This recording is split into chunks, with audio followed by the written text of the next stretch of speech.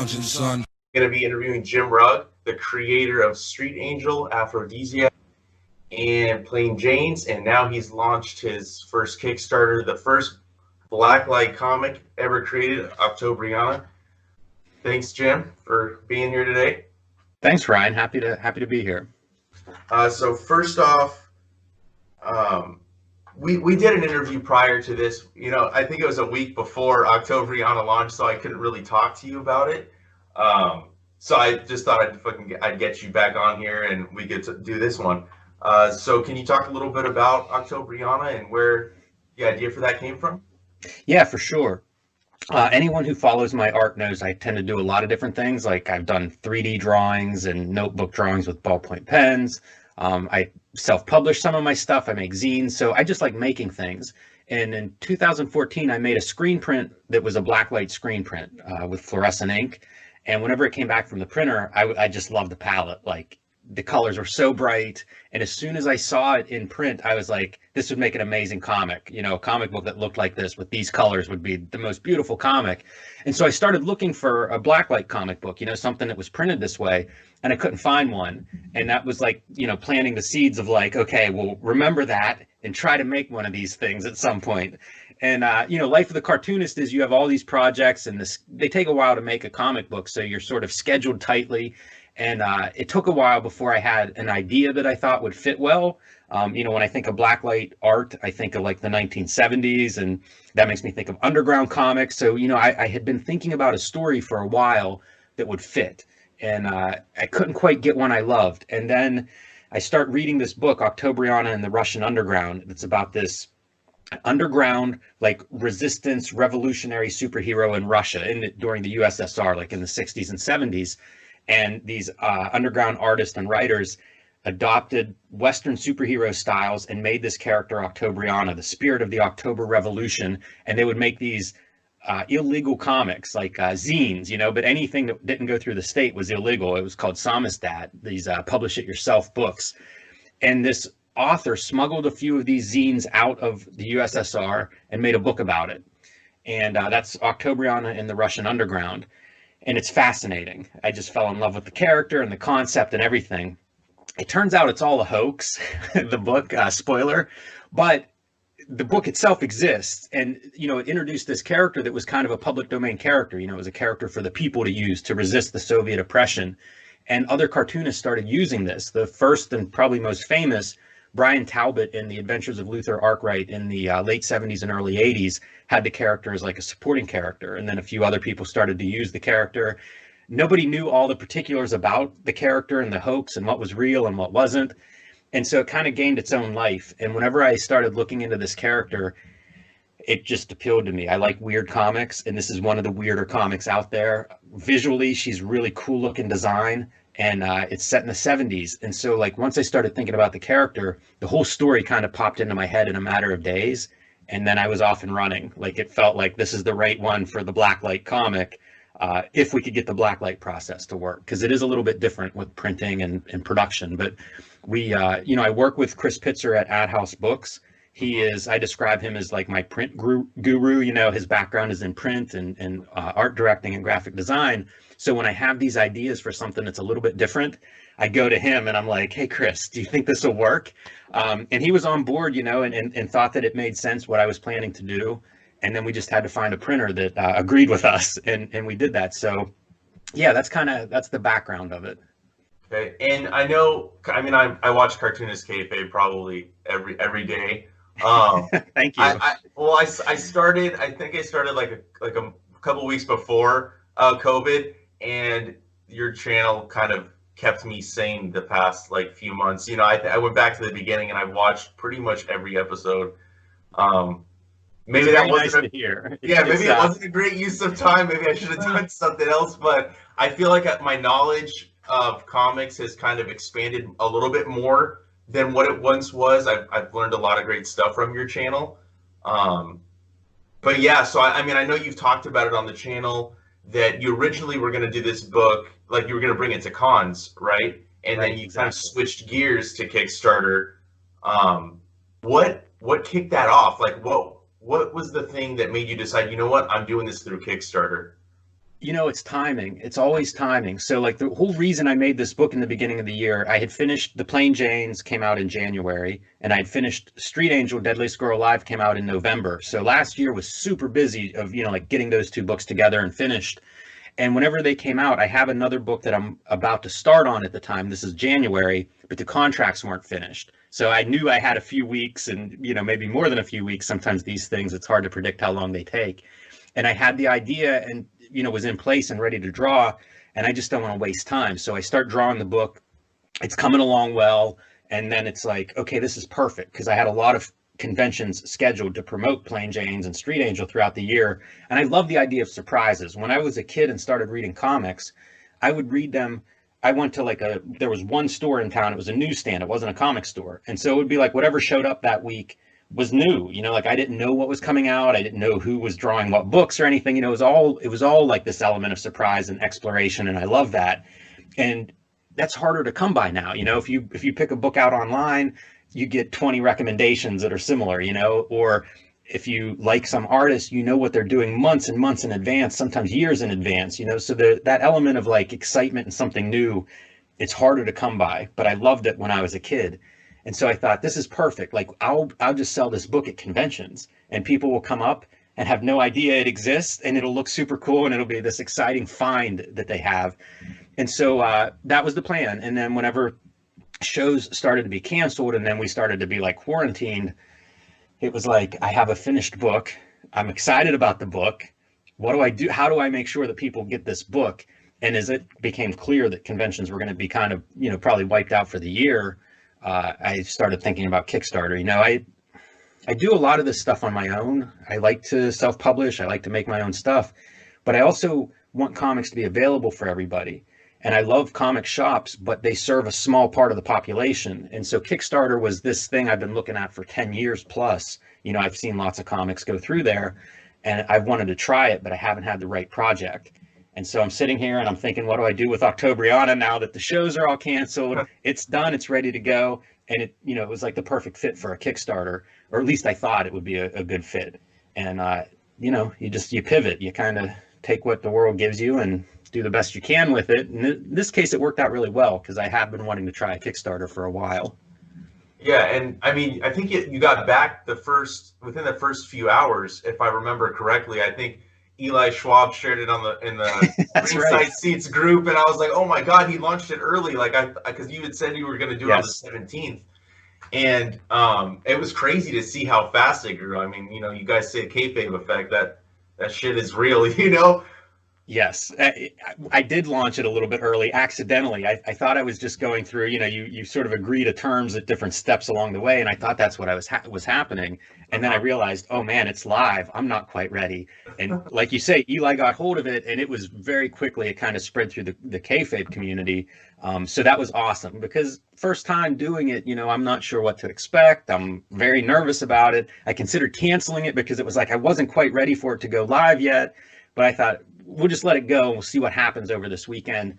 And it took off, without much promotion on my part, because my plan after I calmed down was put together all the stuff, all the plans that you need to do, and then sort of promote it on the regular timeline, which was about 2 weeks after the initial launch. So it was cool, man. I was just watching it without any idea what to expect, and to see it take off on its own was very exciting to me, and really kind of gave me the push of like, okay, this is going to work. So start getting the word out, and doing the things that I planned on doing to promote it. Yeah, I was interviewing somebody else the other day, and we were talking about Kickstarter because she had launched an art book through Kickstarter, and we were talking about the way fans can interact with the creators through that. It's a very unique experience, and for me personally, it's cool when I back a project and I get to see it grow and I get to see it like hit goal after goal after goal. And I think it's a very interesting aspect of the industry that has kind of permeated its way into it, especially now because of COVID, and we saw the market basically pause.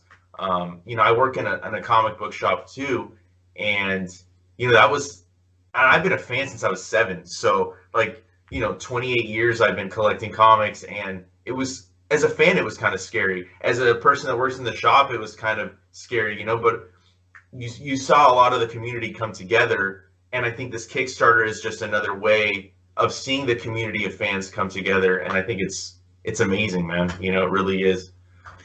Yeah, it's an exciting time for comics for lots of reasons. You know, like I'm eager to see kind of how shops in the direct market go forward from this, because it does feel like a moment of change or an opportunity to, you know, rearrange some business practices. It was interesting to follow shops that were like going into the back rooms and dusting things off, you know, to continue Yeah. that relationship with their fans, and maybe to find some new fans, you know, by selling online or whatever.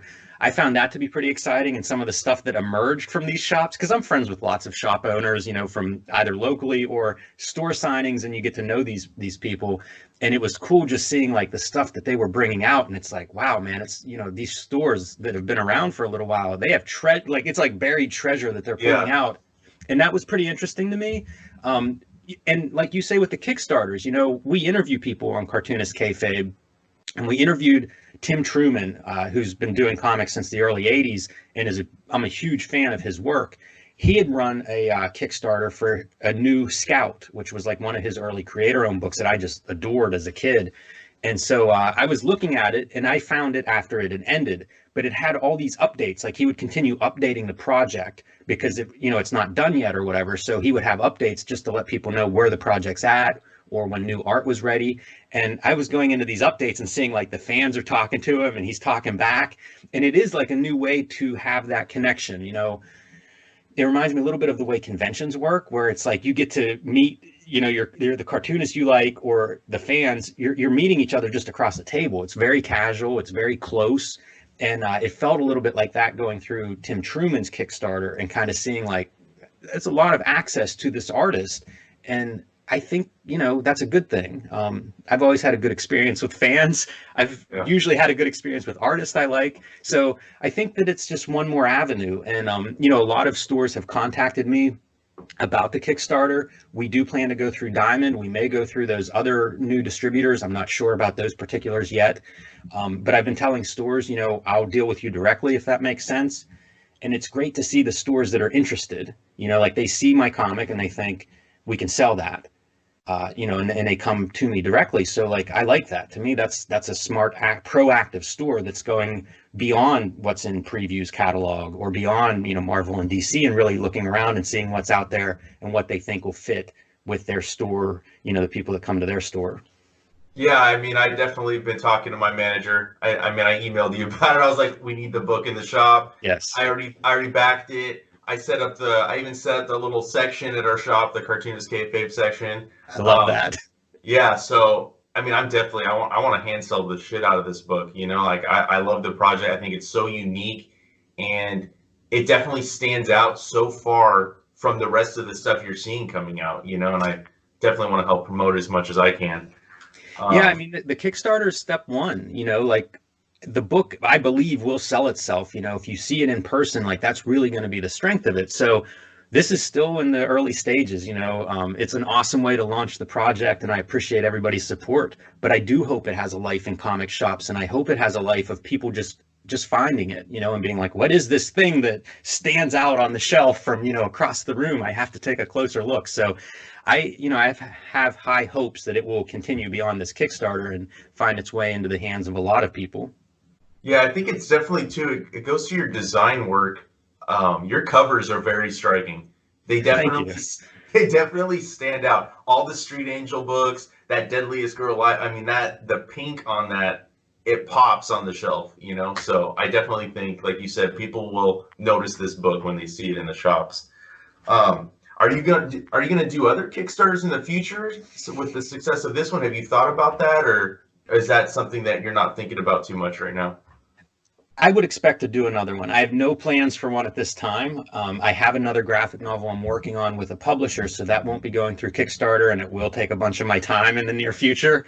After that, I'm not sure. You know, I do Cartoonist Kayfabe with Ed Piskor, and he is working on his next book, and he has started serializing it on Patreon. So, you know, there are all these avenues in terms of how do we connect our work with an audience? And there are a lot of these avenues to do that. And so, you know, it will depend on the project as to how it gets out into the world. But you know, I would definitely do another Kickstarter. In terms of my experience with Kickstarter, it's been very positive. They give a lot of information and very step-by-step walkthrough in terms of like preparing your project. And whenever I went through all of that, I remember telling Ed, it might be the most professional publishing experience I've ever had, because it's just so clear, like the step, you know, the step-by-step process and the preparation and the deep dives that you can take, you know, like all the information is linked to further articles and tutorials. If there's something, you know, from writing a press release to ideas on how to get word out. I was just very impressed with the Kickstarter experience. So I would definitely do it again if I can, you know, have something that I think fits. And I will eventually, you know, like sooner or later, I'll get to the end of my to-do list and be able to create the next project. And so far, so good. And let's talk about this process zine that's near 200 pages. How do you have that much stuff, and how are you leaving anything out? Are you putting everything into this thing? I'm putting almost everything in, and so anybody that doesn't know what we're talking about, one of the rewards for Kickstarter is a process. It's a digital PDF zine about the process, the making of Octobriana in 1976, and I had planned on doing it, so you know it was a reward from the beginning. But I just finished it this past week, and I love process stuff, and I know that a lot of our fans from Cartoonist Kayfabe are also cartoonists, and cartoonists love to talk about process, and sometimes readers are interested in how, you know, kind of how the thing is made. And so you generate all this material in sketchbooks and notes and revisions, and the process zine collects all of it, and I'm not leaving too much out. I'm trying to think of what I might have left out, and there isn't too much. You know, like I have my initial drafts. I wrote it on a series of index cards, which is a kind of a new writing process for me, but it allows me to shuffle them around and add things and take things out very easily. So like my first draft is just this big stack of index cards. They're all in there, including the very first one that I wrote. I have, you know, pages from my sketchbooks. I have layouts from the pages. I drew the layouts on an iPad, so I have those. I have like the finished scanned artwork. People that are familiar with the artist editions that have become popular in the last couple of years that like scan original comic book art, you know, and you see all the blemishes and all the marks and everything.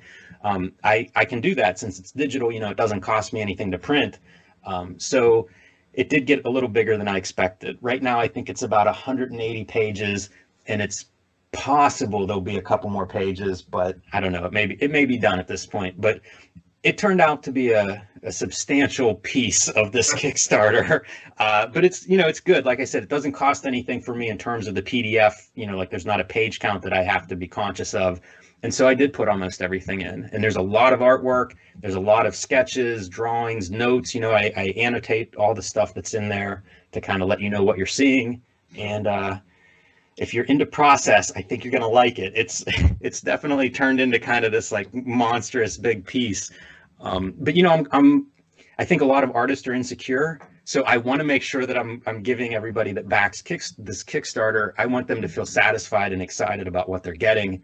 And if I'm excited about making it, I feel like that's my compass. You know, that's my gauge as to like, does this work? And I think people will be very happy with the process zine. Yeah, I'm super excited to see it. And when I heard how many pages it was, I almost want to just print it out myself so I can have it in my hand and hold it, you know? I've heard a few people say that. So, hey, man, that'll be up to you. It'll be a big bound book if somebody does that. Yeah.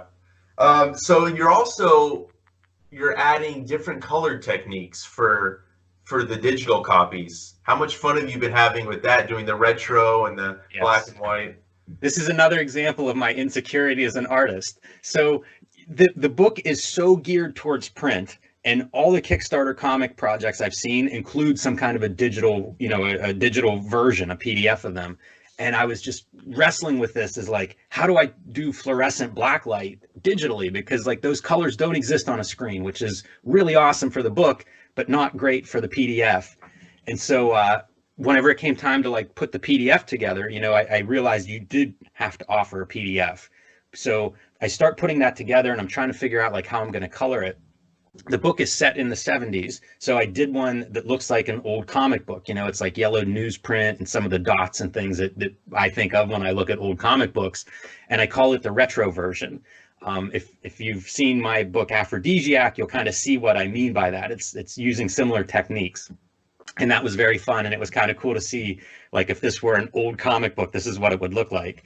And then I did, I love black and white indie comics from the 80s. And so I did a black and white version, which was kind of equally fun. You know, it has like a cool texture in that as well. That's like a screen tone texture, which a lot of the black and white books would do. And then I did a, what I call a neon edition, where I just tried to kind of jack up the colors to screen obscenity in terms of their brightness and saturation. Like, in a weird way, you wouldn't be able to print that edition, you know, without special inks. And so I have 3 PDF editions instead of just one. But if you buy that level, that's the $5 and up level, you'll get all 3. So you can kind of, again, you know, it'll appeal to different readers depending on your interest in process and variety. But that's what you get. You sign up for one, you get all 3. Yeah, that's awesome, man. And I ended up, I'm going to make a very limited run of like the retro coloring. I'm going to do a print edition of that, and a limited run of the black and white as a print edition. Again, for people that want it, you know, like, these are all options. Mm-hmm. Those 2 I'm going to do is print on demand. So I can offer them to people if they want them. And it's not like I have to print 1,000, you know, I could just print a few for whoever's interested in that kind of thing.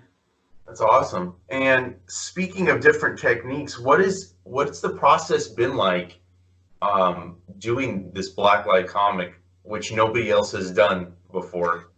The process hasn't been that different than other comics. You know, I'm using flat colors because I'm not sure about blending the fluorescent colors together. And I had to create like a palette. You know, it's a very limited palette. I compare it to like when you're a kid and you have like your crayon box of 8 colors. It's a lot like that. So I have like 6 colors plus black and white. And once I got the palette worked out, they're treated like spot colors. I don't know if you're familiar with printing, but spot colors would be, you know, there's 2 major techniques for printing color. One is CMYK, where cyan, magenta, and yellow are your CMY colors. And you can create like a full color look by blending those colors together. The other process would be spot colors, and that's where you have like a very specific ink, and there are maybe hundreds of thousands of those, and you call out what the value is. So what I'm doing is printing spot colors with these fluorescent inks.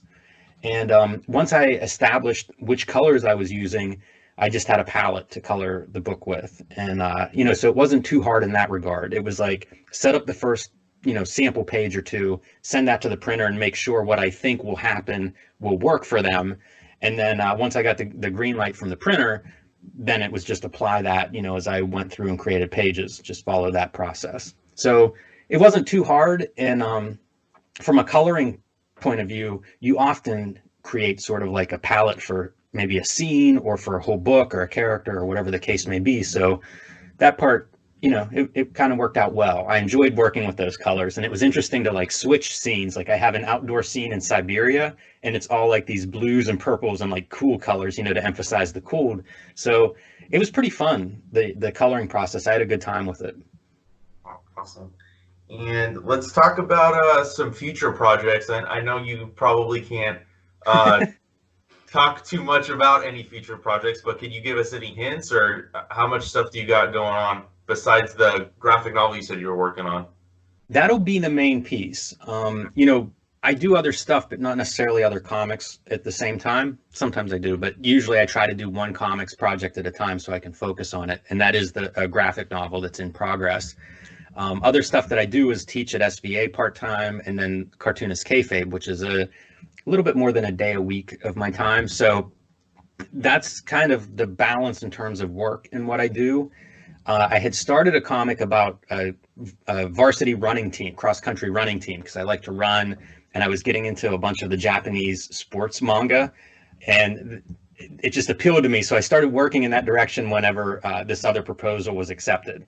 So I may get back to that at some point. I'd like to return to that. I have a bunch of ideas for that story, and I even have ideas on like how I want to distribute that story, you know. So that's the nice thing. If you're doing it yourself, you can do Patreon, or you could do, you know, a dedicated website, or you could do, you know, a bunch of comics websites if you wanted to serialize it. So that might be the next thing, but I got to get this graphic novel done first, and that's probably about a year of my life. Oh man. Okay. Yeah, I thought the running book was the graphic novel you were talking about. I didn't realize it was something else. Yeah, it's funny how comics work. You end up putting proposals out and you never want to stop working, and it takes a while sometimes to hear back on these things. And so you'll be working on one project and then a proposal that you might have forgotten about, suddenly you hear it gets a green light, and you have to make choices, saying no to one thing means saying yes to something else. And then you've talked about the 1986 zine that you were gonna do. I've looked everywhere. You haven't done this zine, right? No, I haven't. I Okay. was doing it, I was posting it kind of in progress, very rough versions of it on my Patreon for a while.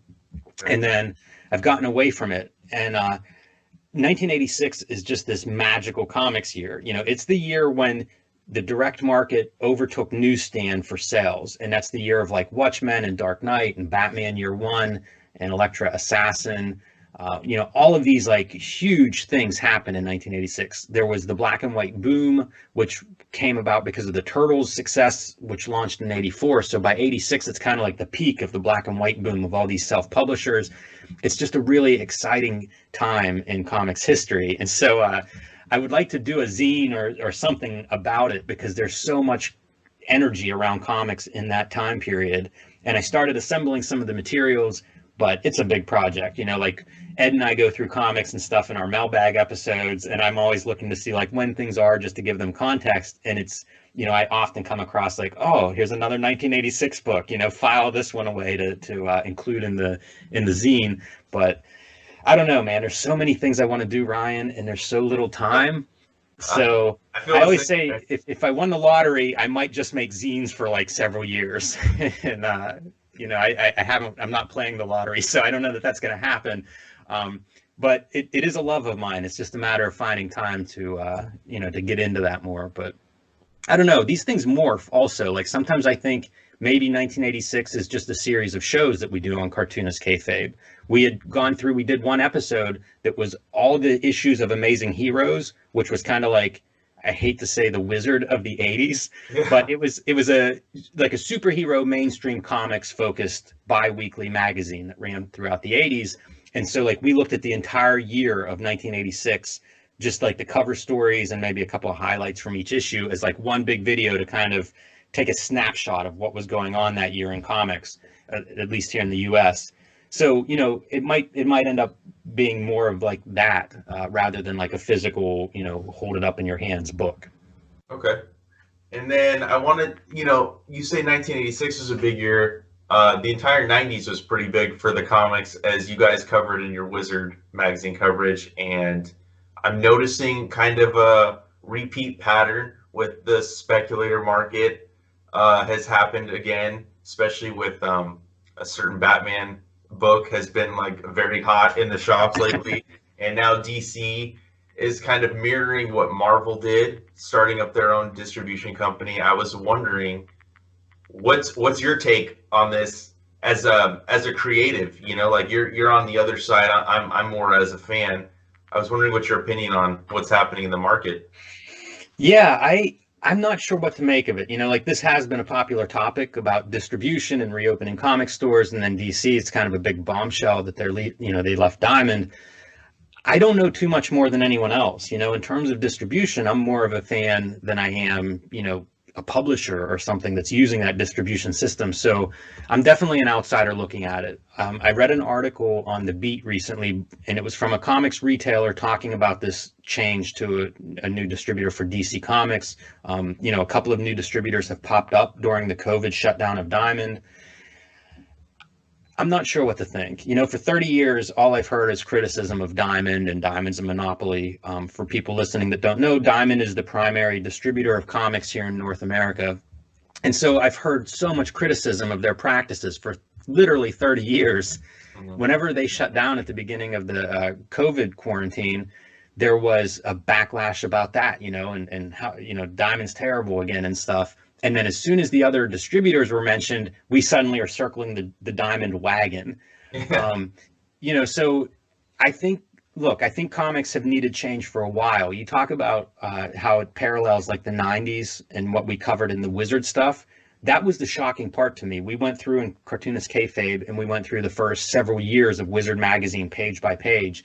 And I was alarmed by how similar today's comics industry is to what was to the 90s. And it's like things haven't changed. The way you order comics haven't changed. And that's hard to imagine that pre-internet and to today, there isn't a change in the industry. So I think change is necessary. I think it's been a long time coming. I have no idea what it's going to look like, how it's going to shake out.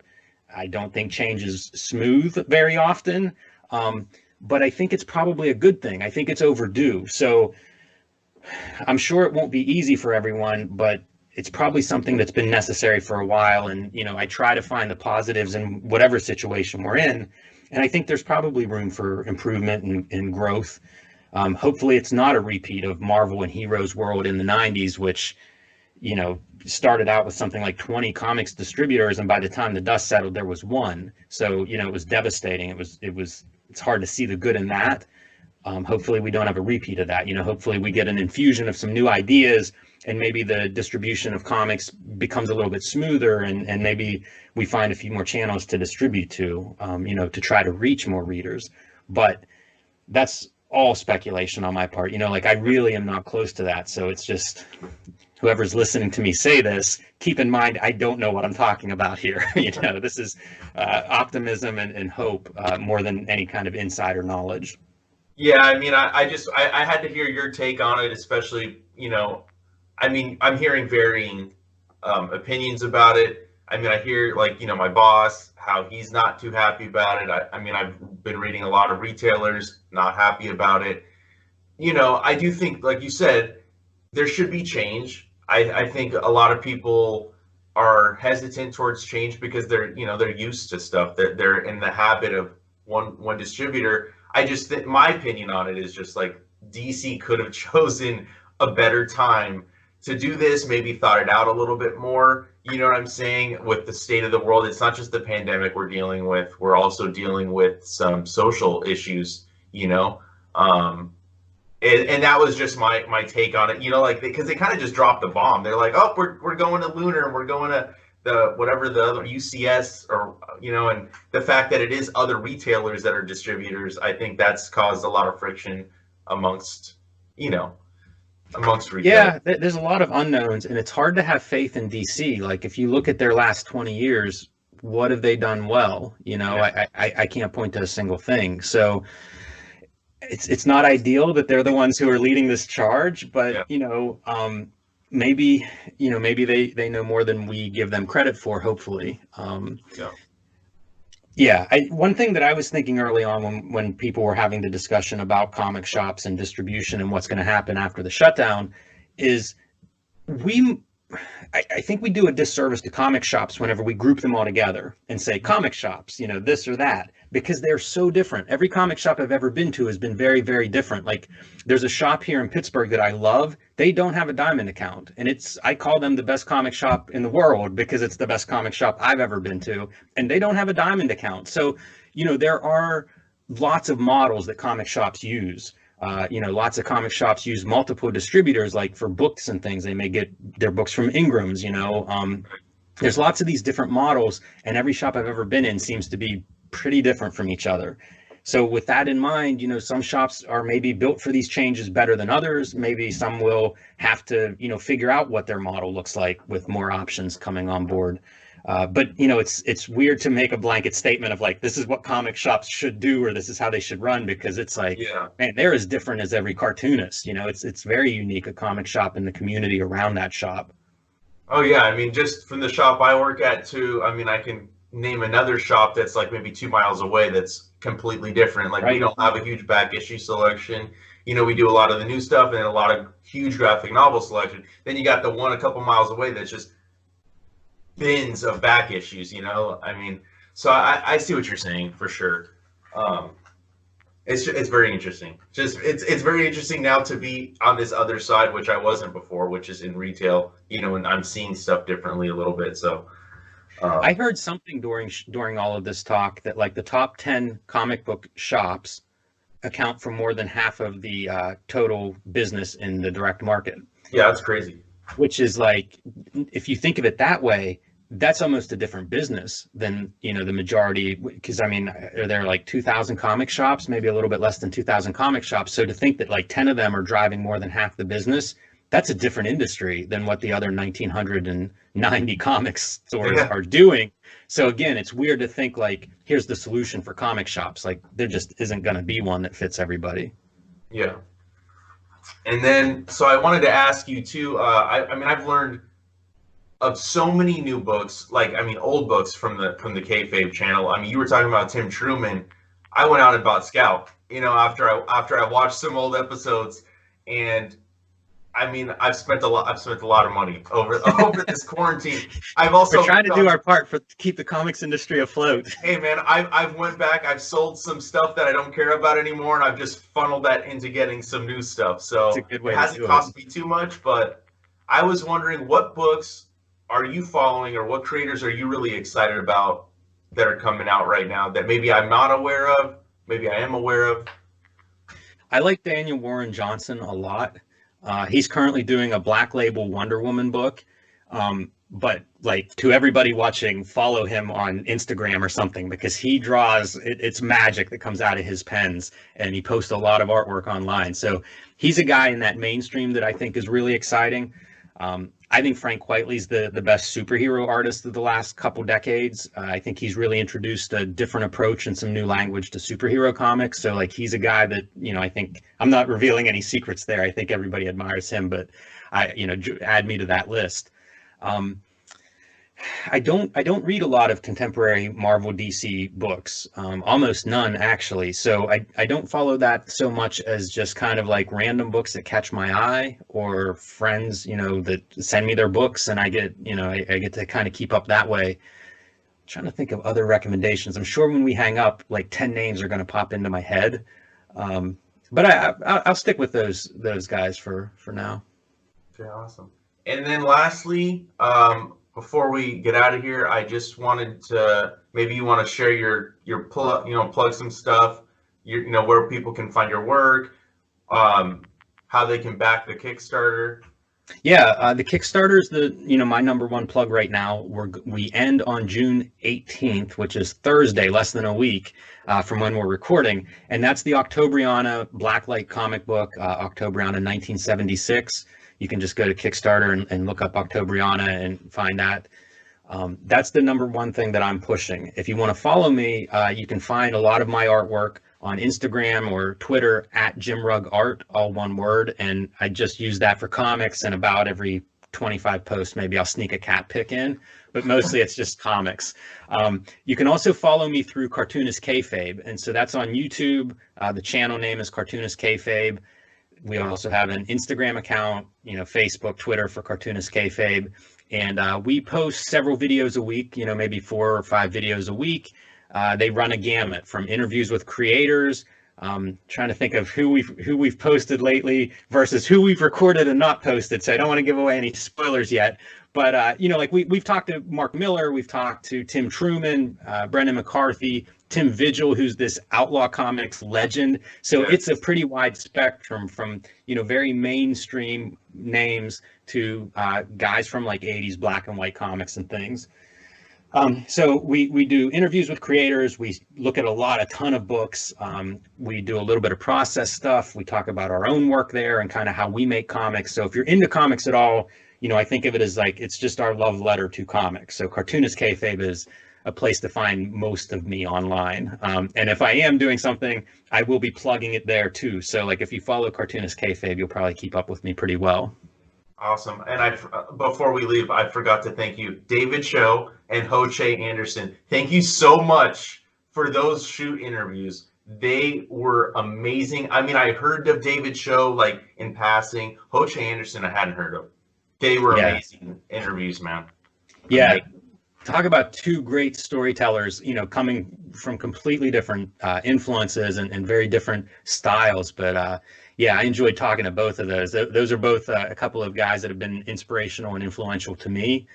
That's been the awesome thing with the Cartoonist Kayfabe is like, you know, the people we're talking to, the books we're looking at, they reflect my favorites and my interests. And so I'm usually like the #1 first fan in the room for those things. I'm glad you mentioned David Cho and Ho-Che Anderson. Those have been recent interviews and real favorites of mine. All right. And again, thank you so much for joining me today to talk about your new book. And I'll talk to you later. All right. Thanks, Ryan. All right, man. Thank you so much.